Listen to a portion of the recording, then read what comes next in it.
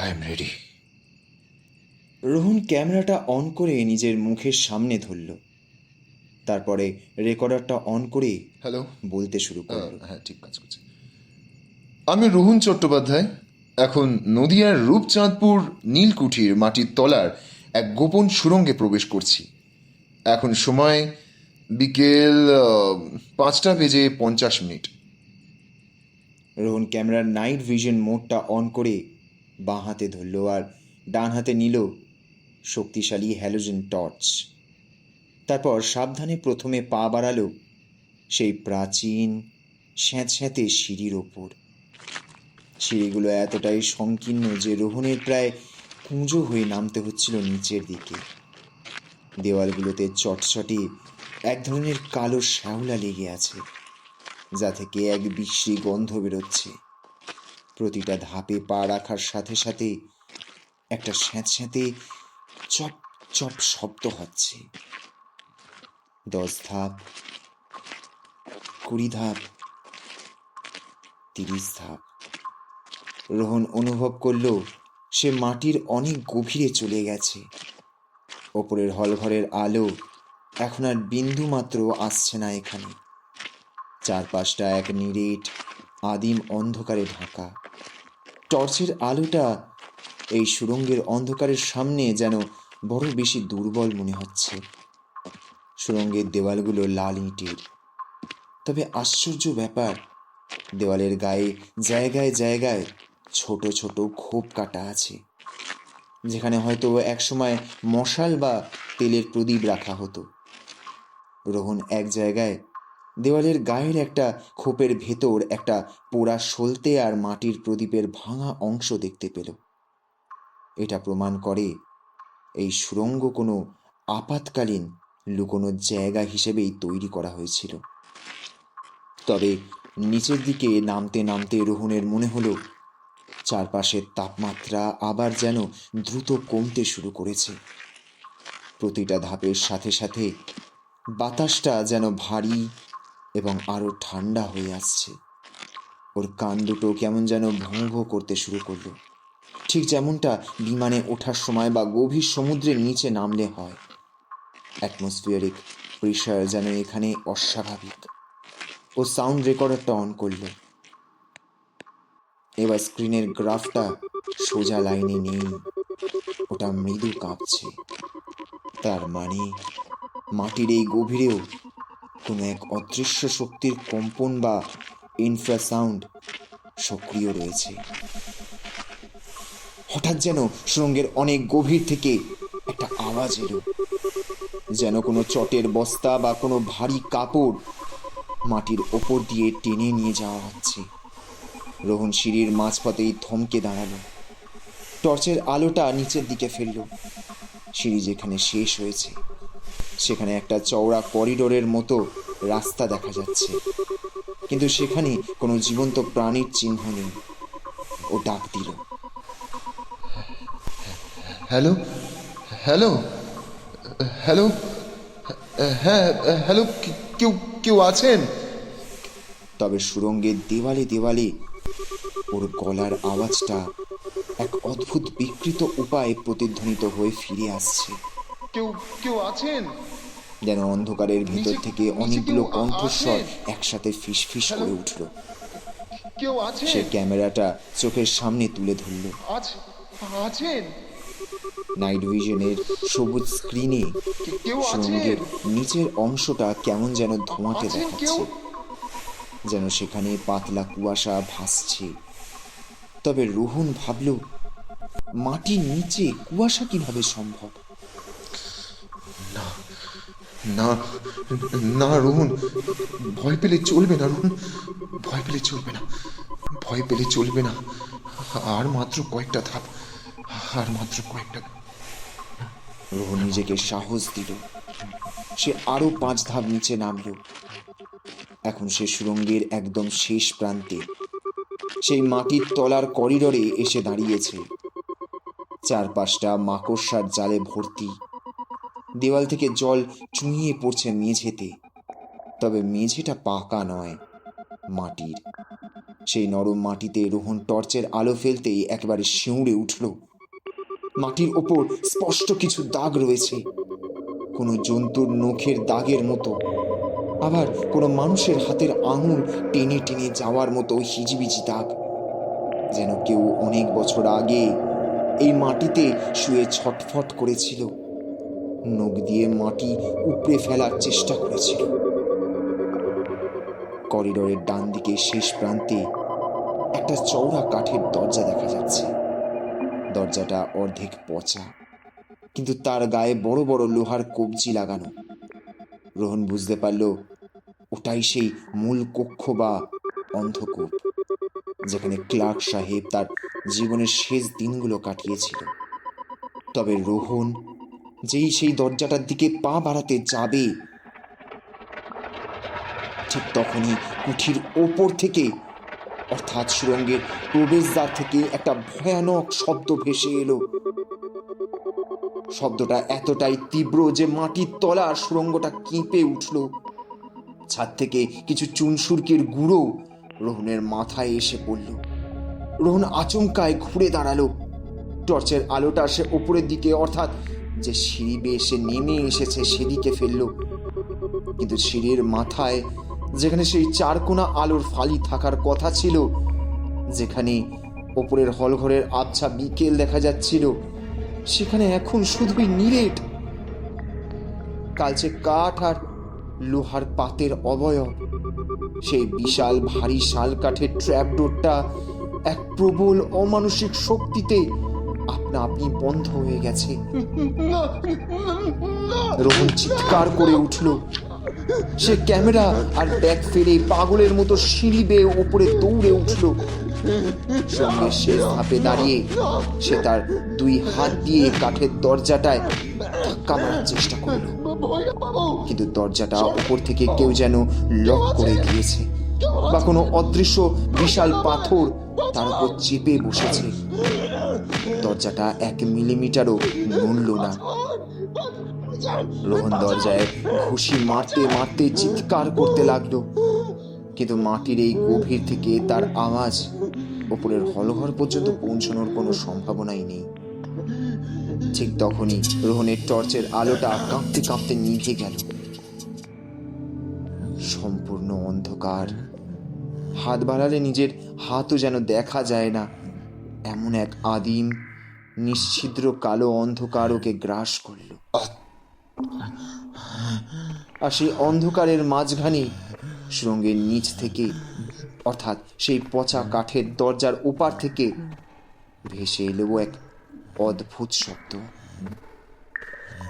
ভারী বুট জুতো পরে কেউ সে অন্ধকারের ভেতর যেন পায়চারি করতে শুরু করেছে, আর তার সাথে সাথে বাতাসে হু হু করে ছড়িয়ে পড়ছে চড়া ঝাঁঝালো তামাকের গন্ধ। রোহন সুড়ঙ্গের সিঁড়িতে পিঠ ঠেকিয়ে অন্ধকারের মধ্যে দাঁড়িয়ে রইল। সে বুঝতে পারল সে আর একা নেই। এই মাটির তলার নরককূটে স্বয়ং অপদেবতা তার শিকারের জন্য অপেক্ষা করছে। মুক্তির সমস্ত পথ বন্ধ, এখন শুধুই অন্ধকারের মুখোমুখি হওয়ার পালা। নিকষ কালো অন্ধকার কাকে বলে তা মাটির 70 ফুট নিচে এই সুড়ঙ্গে আটকা না পড়লে হয়তো কোনোদিন অনুভব করতে পারত না রোহন। চোখের সামনে হাত নাড়লে নিজের আঙুলটাও দেখা যায় না। চারপাশের বাতাস এতটাই ভারী যে প্রতিবার শ্বাস নিতে গেলে ফুসফুসে এক তীব্র যন্ত্রণা হচ্ছে। ওপরে উঠবার সেই ভারী শাল কাঠের ট্র্যাপডোরটা এক অদৃশ্য প্রবল আঘাতে বন্ধ হয়ে যাওয়ার পর থেকে রোহনের হৃদস্পন্দন যেন 1000 গুণ বেড়ে গেছে। শান্ত হো, শান্ত হো, শান্ত হো রোহন, শান্ত হো, রিল্যাক্স রিল্যাক্স রিল্যাক্স। প্যানিক করলেই অক্সিজেন দ্রুত শেষ হয়ে যাবে। অক্সিজেন দ্রুত শেষ হয়ে যাবে। প্যানিক করিস না, প্যানিক করিস না, প্যানিক করিস না, প্যানিক করিস না। অন্ধকারের মধ্যেই নিজের কাঁপতে থাকা গলাকে সান্ত্বনা দেওয়ার চেষ্টা করল। রোহন দেওয়ালে হাত ঠেকিয়ে সাবধানে সিঁড়ির ওপর বসে পড়ল। তার ডান হাতটা পকেটে গিয়ে খুঁজতে লাগলো অতিরিক্ত ব্যাকআপ টর্চটা। পকেটের চেনে হাত বাঁধতেই সে একটা ছোট পেন টর্চ খুঁজে পেল। বোতামটা টিপতেই একটা সরু নীলচে আলোর রেখা অন্ধকারের বুক চিরে বেরিয়ে এলো। এই টর্চটা হ্যালোজেন টর্চের মতো তীব্র না হলেও এই মুহূর্তে ওই এক ছিলতে আলোটাই রোহনের কাছে জীবনদায়ী ঔষধের মতো। নীল আলোটা মেঝের দিকে ফেলতেই সে দেখল তার ডিজিটাল ক্যামেরাটা আর সাউন্ড রেকর্ডারটা সিঁড়ির নিচের ধাপে পড়ে আছে। রোহন সাবধানে নেমে এসে ওগুলো তুলে নিল। ক্যামেরাটার ডিসপ্লে এখনো জ্বলছে, কিন্তু ব্যাটারির ইন্ডিকেটরটা অদ্ভুতভাবে ওঠানামা করছে। এই ফুল চার্জ থাকা ব্যাটারিটা মাটির নিচে নামার পর থেকেই যেন কোনো এক অদৃশ্য শক্তি স্পঞ্জের মতো ব্যাটারিটা চুষে নিচ্ছে। তবে সাউন্ড রেকর্ডারের স্ক্রিনের দিকে তাকাতেই রোহনের চোখ চরক গাছ হয়ে গেল। ওটার গ্রাফ এখন আর মৃদু কাঁপছে না, বরং ওটার ডিজিটাল কাঁটা সর্বোচ্চ সীমায় গিয়ে আটকে গেছে। স্পিকার থেকে কোনো শব্দ আসছে না, কিন্তু যন্ত্রটা জানান দিচ্ছে যে ওই ঘরের ভেতরে এক চরম মাত্রার শক্তি বিকিরণ ঘটছে।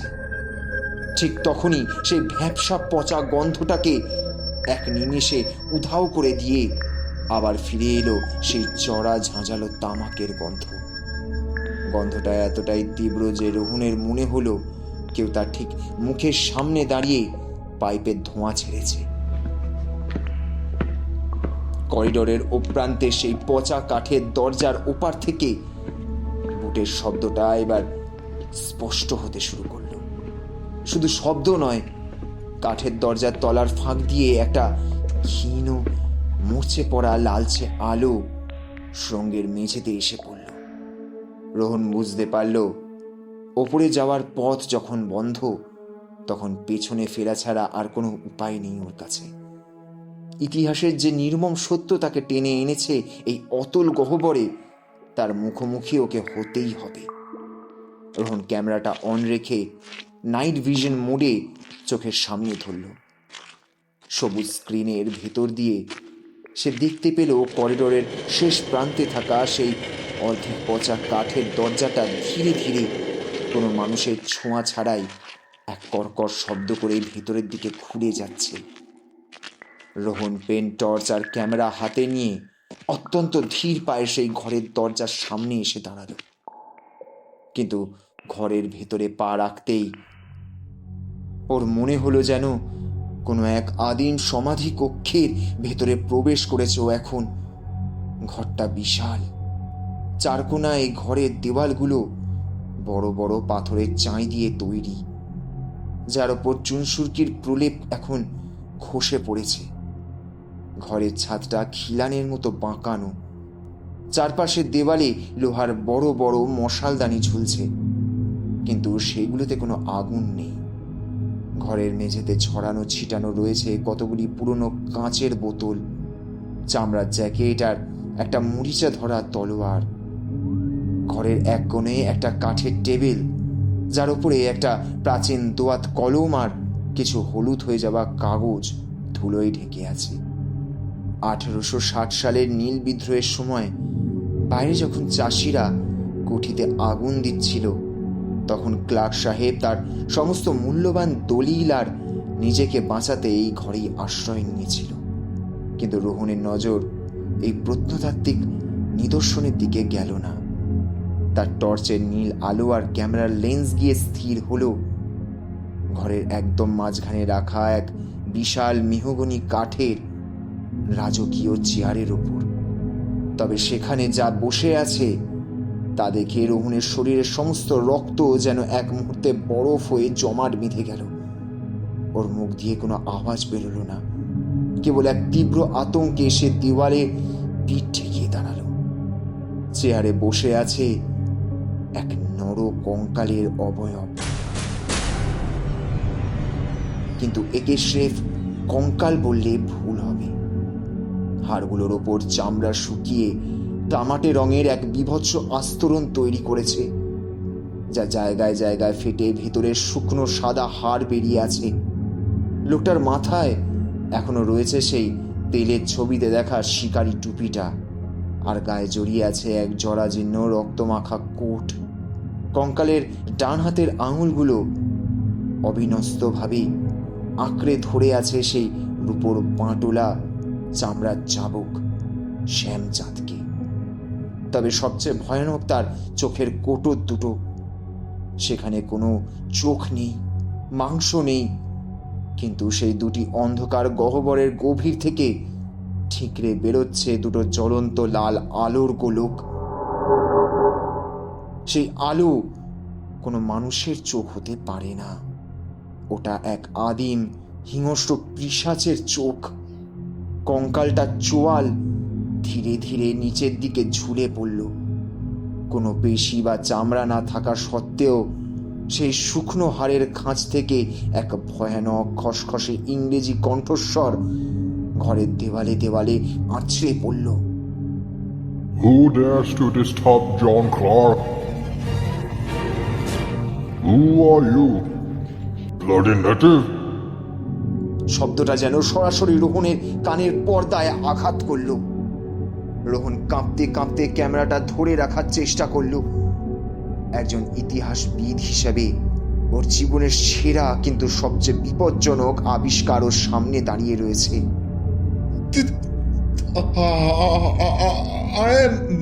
I am Rohan, a researcher. Rohan কোনো মতে তার গলার আওয়াজ জোরো করে পড়ল।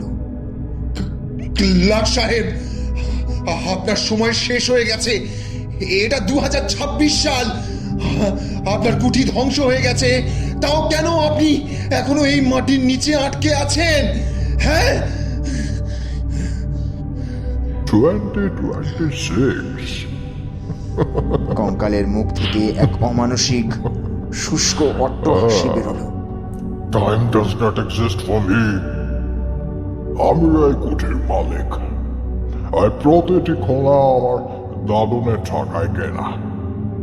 এই কালো মানুষগুলো আমার গোলাম। They are my slaves. Clark সাহেবের অপদেবতা তার চেয়ার থেকে ধীরে ধীরে উঠে দাঁড়ালো। তার উঠে দাঁড়ানোর সাথে সাথে ঘরের হাড় কাঁপানো ঠান্ডাটা যেন এক ধাক্কায় -ডিগ্রিতে চলে গেল। রোহনের মুখ থেকে এখন ঘন কুয়াশার মতো ধোঁয়া বেরোচ্ছে। কঙ্কালরূপী সাহেব তার ডান হাতটা নাড়ল। হাতে সেই চামড়ার চাবুকটা মেঝেতে ঘষে এক তীক্ষ্ণ শব্দ তৈরি করল। চাবুকের গা থেকে এক ধরনের কালো দুর্গন্ধযুক্ত তরল মেঝেতে চুঁইয়ে পড়তে লাগলো। তোমাদের মতো বাগি ছাসিদের আমি চাবুক মেরে চামড়া তুলে নিয়েছি। ক্লার্ক সাহেব এক পা এগিয়ে এলো রোহনের দিকে। তার বুটের শব্দটা মাটির তলার ঘরে গম গম করছে। নফর মন্ডল ভেবেছিল সে আমাকে আটকাবে। পারুল ভেবেছিল তার অভিশাপ আমাকে ধ্বংস করবে। নাও, জন ক্লার্ককে মারার মতো ক্ষমতায় এই বাংলায় কোনো খাঙালের নেই। তুমি ভুল বলছো সাহেব, তুমি ভুল বলছো, তুমি ভুল বলছো, তুমি ভুল বলছো। রোহন দেওয়ালে পিঠ ঠেকিয়েই চিৎকার করে উঠল। তার বিজ্ঞানী মন এক অলৌকিক আতঙ্কের মধ্যেও সত্যটা উগরে দিল। ইতিহাস বলছে তুমি বিদ্রোহের দিন ভয়ে কুকুরের মতো ওই গর্তে এসে লুকিয়েছিলে। তুমি বাইরে বেরোতে পারোনি। ক্ষুধার জ্বালায় ক্ষুধার জ্বালায় এক ফোঁটা জলের অভাবে তুমি এই চেয়ারে বসেই ছটফট করে মরেছ। তুমি বীর নয় সাহেব, তুমি বীর নয়, তুমি একজন কাপুরুষ অত্যাচারী, তুমি অত্যাচারী। তবে কাপুরুষ শব্দটা শুনতেই ক্লার্ক সাহেবের চোখের সেই লাল আলোর গোলক দুটো যেন আগুনের গোলার মতো দপ করে জ্বলে উঠল। তার শুকনো চোয়ালটা রাগে কাঁপতে লাগলো। Shut up! Silence! আমি তোমাদের রক্ত চুষে নিয়েছি। আজ তুই এখানে এসেছিস, তোর এই তাজা রক্ত আমার তৃষ্ণা মেটাবে। 170 years ধরে আমি এক ফোঁটা জল পাইনি। আজ তোর রক্ত দিয়ে আমি আমার শুকনো গোলাপে যাব। সাহেব তার চাবুকটা বাতাসে উড়ালো। এক তীব্র বাতাসের চাবুক এসে লাগলো রোহনের হাতের ক্যামেরায়। ধাতব ক্যামেরাটা এক মুহূর্তে চূর্ণ বিচূর্ণ হয়ে মেঝের পাথরে আছড়ে পড়ল। রোহনের হাতের পেন টর্চটাও ছিটকে গেল ঘরের অন্য কোণে। ঘরটা আবার প্রায় অন্ধকারে ডুবে গেল। শুধু সাহেবের চোখের সেই লাল আলো আর মেঝের কোণে পড়ে থাকা পেন টর্চের নীলচে আভা ঘরের বিভৎসতাকে আংশিক ফুটিয়ে তুলল। আজ তোকে বাঁচানোর মতো কেউ নেই।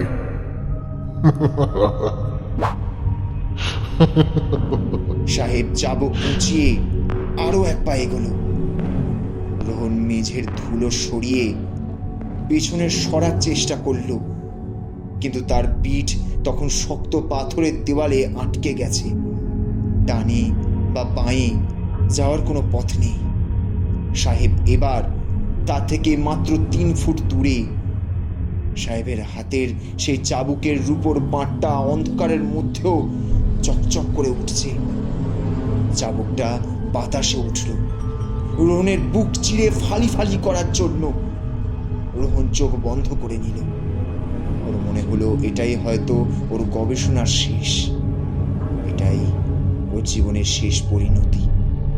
মায়ের মুখ, কলকাতার চেনা কমফর্ট জোন, সবকিছু এক লহমায় ওর চোখের সামনে ভেসে উঠল। ঠিক সেই মুহূর্তে যখন চাবুকটা রোহনের গায়ের চামড়া স্পর্শ করতে যাবে, তখনই কুঠুরির চারপাশের পাথরের দেওয়ালগুলো এক প্রবল ভূমিকম্পের মতো কেঁপে উঠল।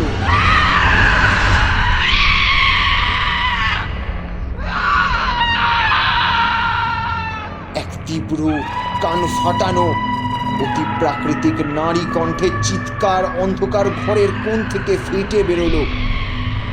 শব্দটা এতটা তীক্ষ্ণ যে ঘরের মেঝের কাঁচের বোতলগুলো এক মুহূর্তে ভেঙে টুকরো টুকরো হয়ে গেল।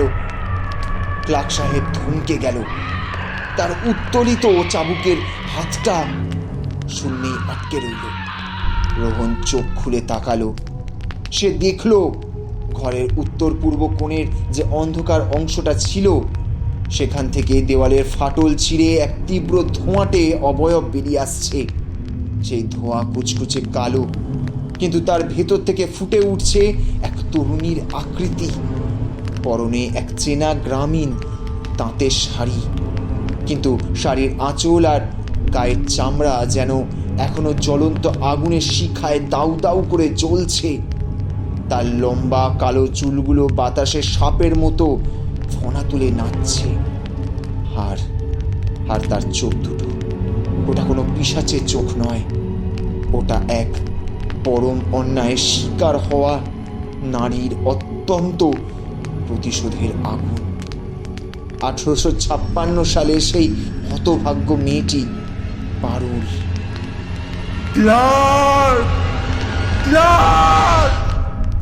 পারুলের আত্মার গলার আওয়াজ যেন একসাথে 100টা মেঘ ডাকার মতো শোনালো। ক্লার্ক, ক্লার্ক, তোর পাপে এই মাটির তলার বাতাসও বিষাক্ত হয়ে গেছে। তোর রক্তের শেষ বিন্দু না ঝরা পর্যন্ত তোর মুক্তি নেই বলেছিলাম। আজ তোর পাপের বিচার হবে, হবেই। ক্লার্ক সাহেব তার লাল চোখ দুটো পারুলের দিকে ঘুরিয়ে দাঁত কিরমির করে উঠল। পারুল, ব্লাডি ওয়েট, তুই এখনো আমার পিছু ছাড়িস রে? 170 বছর ধরে তুই আমাকে এই গর্তে বন্দি করে রেখেছিস। তুই বন্ধি তোর নিজের পাপের খাঁচায় সাহেব, তোর নিজের পাপের খাঁচায়। পারুল চিৎকার করে উঠল। ক্লার্ক সাহেব আর এক মুহূর্ত নষ্ট না করে তার চাবুকটা পারুলের ছায়ামূর্তির দিকে সপাং করে নামিয়ে আনলো।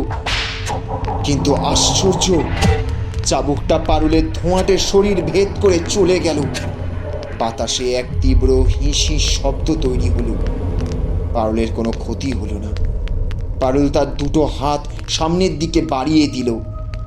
তার আঙুলগুলো থেকে কালো ধোঁয়ার মতো কতগুলো চিলতে লতা বেরিয়ে এসে সাহেবের কঙ্কাল শরীরটাকে পিছিয়ে ধরতে লাগলো। ওরে পিশাচ, ওরে পিশাচ, তোর চাবুকের দিন শেষ, তোর চাবুকের দিন শেষ। পারুল গর্জে উঠল। সাহেব যন্ত্রণায় এক অমানসিক চিৎকার করে উঠল। সেই কালো ধোঁয়া যেখানে যেখানে সাহেবের শুকনো চামড়াকে স্পর্শ করছে, সেখান থেকেই ছাই রঙের ধোঁয়া বেরোচ্ছে, যেন অ্যাসিড দিয়ে কেউ তার শরীরটা পুড়িয়ে দিচ্ছে। সাহেব তার বাঁ হাতে থাকা সেই মরিচা ধরা তলোয়ারটা তুলে নিল এবং পারুলের দিকে কোপ মারল। শুরু হলো মাটির তলা সেই বন্ধ কুটুরিতে দুই অলৌকিক শক্তির এক বিভৎস আর এক রক্তক্ষয়ী সংগ্রাম। এক পাশে ঔপনিবেশিক অত্যাচারের প্রতীক নীলকর ক্লার্ক সাহেবের পিশাচ রূপ, আর অন্য পাশে বাংলার শোষিত লাঞ্ছিত মানুষের চিরন্তর প্রতিশোধের আগুন, পারুলের অতৃপ্ত আত্মা।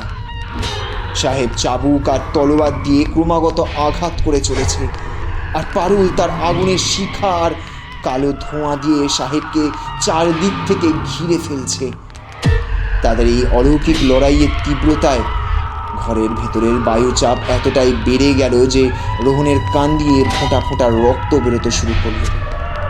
সে দুই হাতে কান চেপে মেঝের এক কোণে কুঁকড়ে বসে রইল।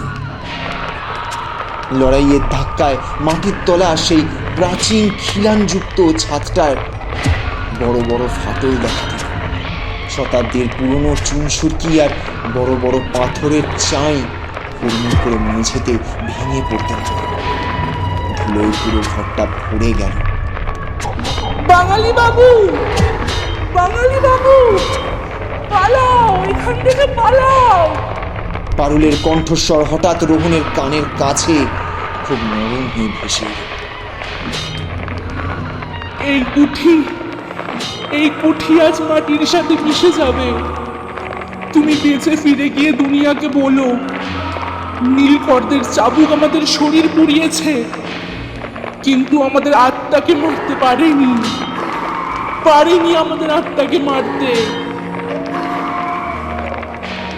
রোহন ধুলো আর পাথরের বৃষ্টির মধ্যে মাথা বাঁচিয়ে ওপরের দিকে তাকালো। সে দেখল পারুল তার নিজের জ্বলন্ত শরীরটা দিয়ে ক্লান্ত সাহেবের কঙ্কালটাকে পুরোপুরি জড়িয়ে ধরেছে। সাহেব ছটফট করছে, তার হাতের চাবুকটা মেঝেতে পড়ে গেছে। সাহেবের কঙ্কালে সেই শুকনো হাড়গুলো থেকে এবার টপ টপ করে বেরোতে শুরু করেছে এক ধরনের কালচে নীল রঙের তরল, তার বিশাল শরীরের রক্ত। অভিশাপের শেষ শর্ত পূরণ হতে চলেছে। সাহেবের পিশাচ রক্তের শেষ বিন্দু এবার মাটির বুকে ঝরে পড়েছে। No, no, I am John Clark. I cannot die.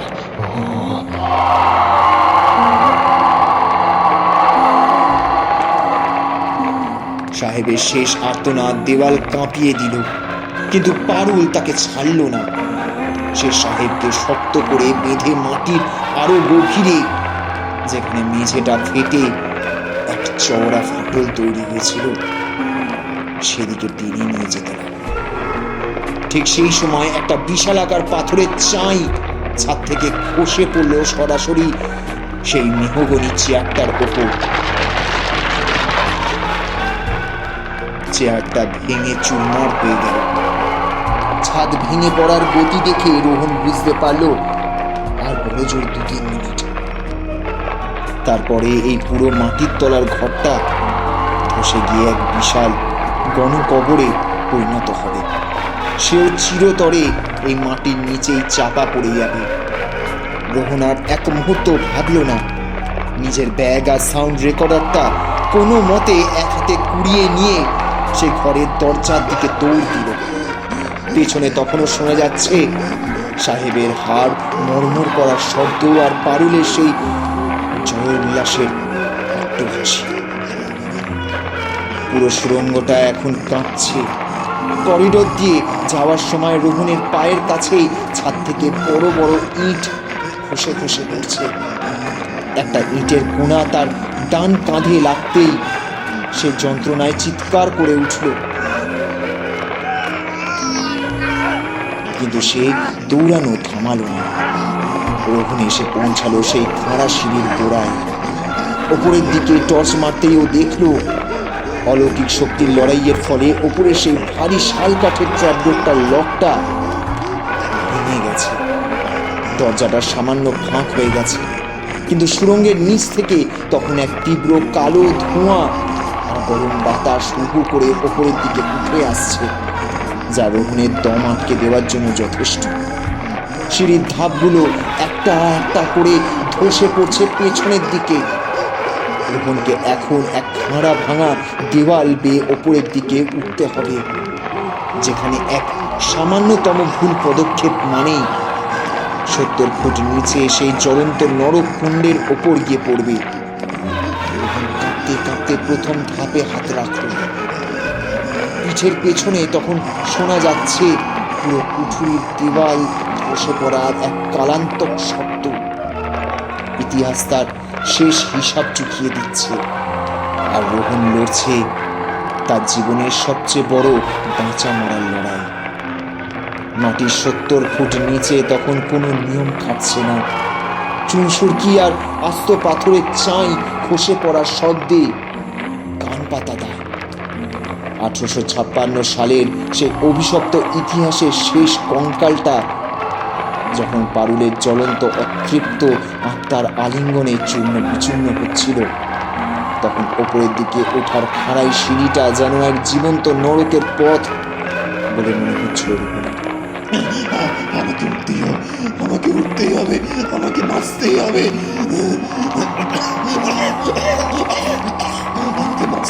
রোহনের ফুসফুস তখন ধুলো আর বিষাক্ত গ্যাসের ধোঁয়ায় ভরে গেছে। সে অনবরত কাশছে। ডান কাঁধে ইটের আঘাতের কারণে হাতটা প্রায় অবশ। সে কেবল বাঁ হাতের জোরে এবং 2 পায়ের আঙুল দিয়ে ভাঙা সিঁড়ির খাঁজগুলো আঁকড়ে ধরে ওপরের দিকে ইঞ্চি ইঞ্চি করে উঠতে লাগল। তার পিঠ ঘামে আর ধুলোয় মাখামাখি।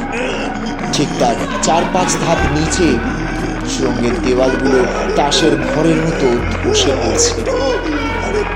এক মুহূর্তের অসাবধানতা মানেই পেছনের সেই অতল অন্ধকারে চিরকালের জন্য হারিয়ে যাওয়া। ওপরে সেই ভারী শালকাঠের ট্র্যাপডোরটা অলৌকিক কম্পনের ফলে লক ভেঙে সামান্য হাঁ হয়ে আছে। রোহন শেষ শক্তিতে তার মাথাটা সেই ফাঁক দিয়ে ওপরে গলালো। 2 হাতে মেঝের ওপর ভর দিয়ে সে নিজের শরীরটাকে এক ভুঙানি দিয়ে টেনে তুলল ওপরের মূল হলঘরের মেঝেতে।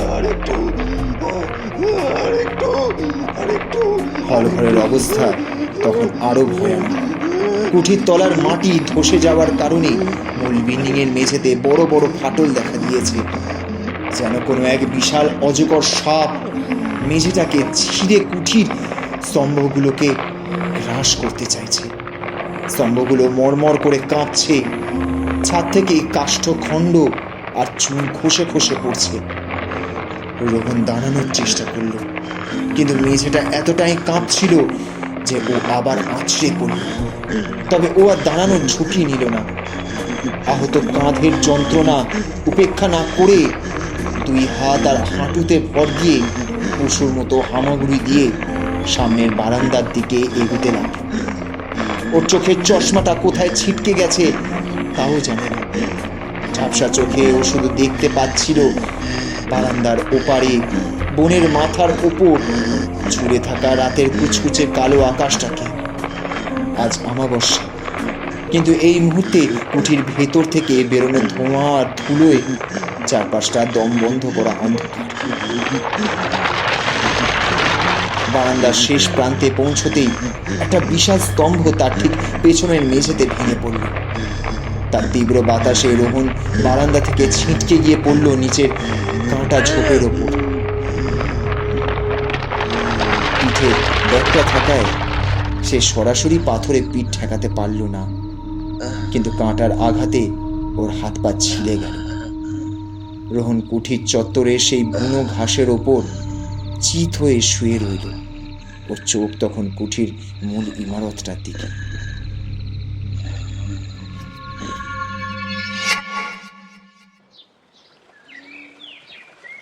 বাবু, ও বাবু, চোখ মেলুন বাবু।